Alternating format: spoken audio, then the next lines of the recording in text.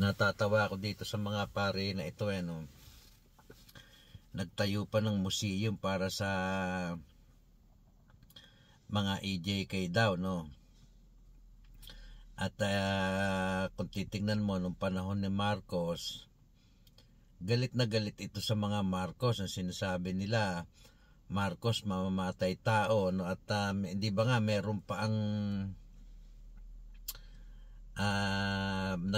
pinagbabayad ng ano itong mga Marcos para doon sa mga biktima ng martial law victim ano. Kumbaga yung mga namatay. At ang sinisigaw nila, Marcos sa magnanakaw, Marcos mamamatay tao. And then later on, naupo si Cory Aquino, nagkaroon ng Mendiola Massacre. Hindi naman sila nagtayo ng museum para doon sa mga biktima ng Mendiola Massacre. Kasi nga, kakampi nila yung mga administrasyon ni Cory na karamihan ng mga kakampi nito ay mga komunista no. Ngayon ko napag-isip-isip ano, kasi galit na galit sila kay Marcos that time, tapos galit na galit siya kay Duterte kasi itong mga pari na ito hindi nagkapera. Sa panahon ni Marcos Sr. hindi rin nagkapera ito. Pero ngayon kung titingnan mo kay Marcos Jr., ay pinagtatanggol na nila at si Marcos Jr. na ang pinakamagaling sa kanila no, pat dito sa mga paring ito no. Ako sa palagay ko nagkakapera sila rito kasi ano ba naman kung ang ipinaglalaban ng mga ito ay talagang yung mga buhay na sinasabi nilang nawala. Kung galit sila kay Duterte, mas lalong dapat magalit sila dito sa mga Marcos at dapat magalit din kayo dito sa mga Aquino. Sapagkat nung panahon ng Aquino, mismong yung mga magsasaka ang minasakar nila dyan sa Mendiola. Titingnan mo ko kaya pinag-iisipan ko excuse me, bakit itong mga paring ito galit na galit kayo kay Marcos Sr. Pero ngayon ipinagtatanggol nyo si Marcos Jr. So tiningnan ko kung ano ngayon yung pagkakaiba.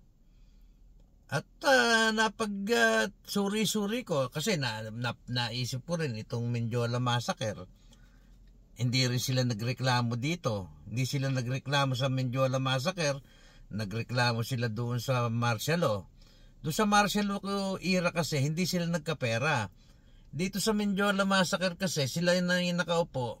Nagkakapera na sila dito, itong mga paring ito. Ngayon dumating si Duterte, hindi sila nagkakapera. Galit sila kay Duterte. Ako naintindihan ko kung bakit galit sila kay Duterte. Kasi nga, inubos ni Presidente Duterte yung mga NPA. Halos walang natira, no? Dito kay Marcos, ang iniisip ko, magagalit din sila dito sa administrasyon ni Marcos kasi anak ito ng dating kaaway nila eh. Pero bakit ngayon hindi sila nagagalit sa kabila ng ang daming nakawan, ang daming patayan, yung mga krimen, halos parehas lang nung kanyang ama, pero hindi sila galit dito. Sabi ko, ano ba ang pagkakaiba? Napag-isip-isip ko, ang pagkakaiba siguro, pera. Dito sa Marcos Jr., nagkakapera sila. Doon sa Marcos Sr., hindi sila nagkakapera. So, nasaan ngayon yung sinasabi nyo kayong mga kapare? Kayong iba, hindi ko naman nilalahatan, no? Kayong mga kaparian, lalong-lalo na yung paring dating adik. Bakit anong dahilan nyo at itong Marcos Jr., magnanakaw na, bangag pa, pinagtatanggol nyo. Ano ibig sabihin nun? Ang ibig sabihin nun, nagkakapera kayo dito. Wala naman kayong magiging ibang dahilan kasi buhay din ng tao yung nakasalalay dito sa mga nakawan na ito.